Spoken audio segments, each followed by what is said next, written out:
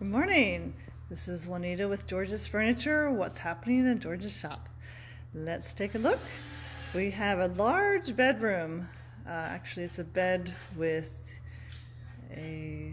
drawers underneath and two side tables, as well as a piece that goes up and around the headboard. So let's just see what all the different pieces for this. All right, here's an overall sketch of what we're looking at.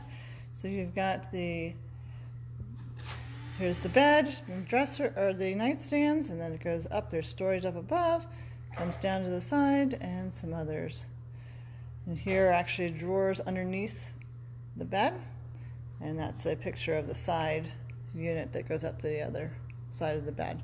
So here in our storage, we have pieces that have already been made that are waiting to be assembled. They've all been built, stained, and sprayed. And there are the drawers that have just come that are ready for the hardware. Waiting for the craftsman to come and put on the hardware. Here are some of the larger pieces, I believe on the sides. I believe this is.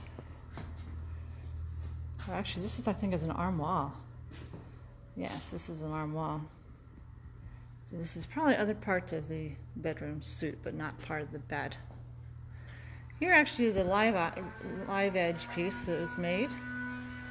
Might be for a fireplace mantle.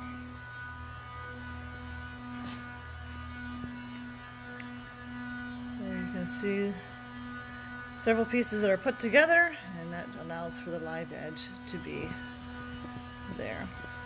All right, let's go ahead and look in our hardwaring area. Actually, here's one of the pieces on the side.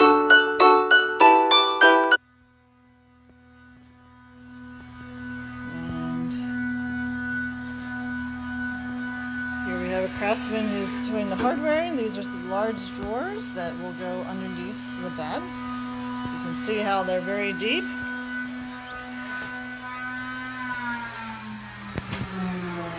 Everything that we make is solid hardwood, so the sides are even hardwood solid.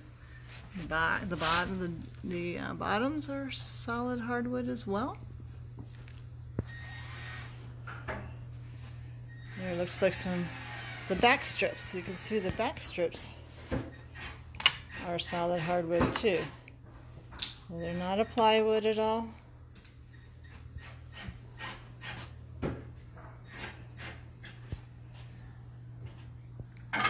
And here we have Jim putting on the drawer slides. They have little pieces that help to make sure that it's the same thickness.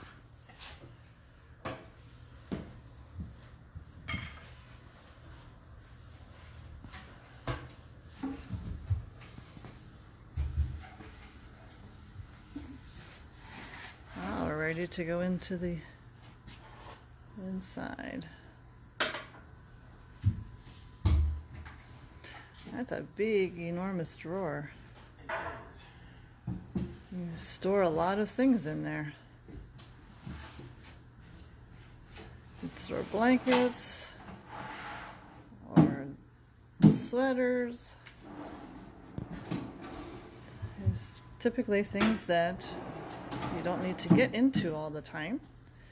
Although if you have don't have a lot of space in your bedroom, this is a great way to store a lot of those things and use up the storage underneath a bed. One thing to think about with drawers on the side of a bed is to make sure that there's enough of space between the bed and either a dresser or the wall to be able to fully extend the drawer out. It looks like that extension, is that about 2 foot? 26 inches. 26 inches of the drawer, so that's a good thing to think about if you're looking at putting drawers under your bed. So this one has 2 large drawers, and then there's a panel there that looks like it might be at the head. Is that the head? So this bed has two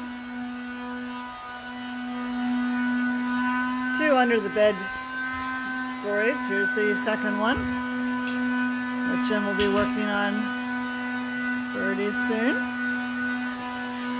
Now let's check out where we have, this is where we do our staining. It looks like there was a few chairs that were stained this morning.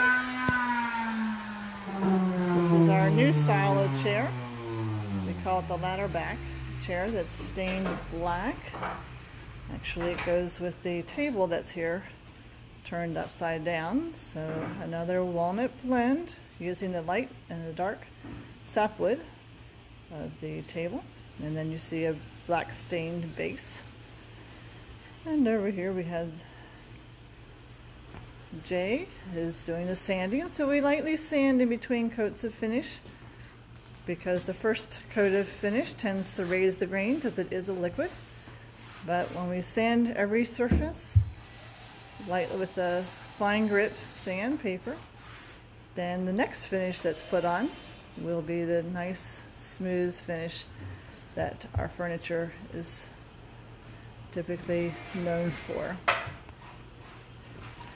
So typically here in the morning we will do all the sanding and all the staining that is needed, and then later on in the afternoon we will go in here to the spray room and spray all the things that are needed to be sprayed. We'll take a peek in there. So typically in the afternoon is when we do that, because when we mix a batch of finish, there's a catalyst that's put with it that has a 20-minute window before it starts setting up. So you need to make sure that finish is put on the furniture before it sets up and before the whole piece. All right, let's check out what's going on in the wood shop.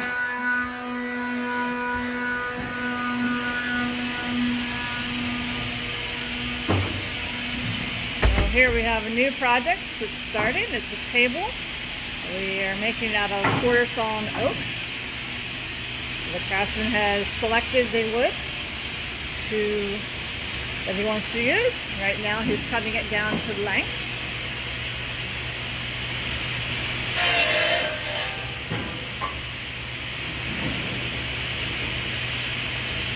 Here's all the other raw lumber sitting back here, stacked according to type of wood as well as thickness. This is all dried. The walnut would be air dried. We do all of that here, the drying at our location, our wood shop, because walnut likes to be air dried. It cannot tolerate the temperatures of the commercial kilns. The other wood, you can see here, there's not sticks in between that wood. It's either maple or oak. That wood can tolerate the hot temperatures of the commercial kilns, and so it can be dried, and then we bring it here and work on it right away. The walnut, on the other hand, you can see has different sticks in between it to allow for air circulation, because that is actually required to dry for about a year per inch stick. Here we have some walnut that has the light sapwood and the dark heartwood, which is the wood that we use for our walnut blend. If you haven't found out about our walnut blend tables and other pieces using the dark light sapwood and the dark heartwood, you'll have to check out on our website some of the beautiful pieces that have been made out of that. It's all black walnut, but it's beautiful. That's a natural color. All right, well, this is what's going on in George's shop. Looks like we're just starting up for the new year. Have a good day.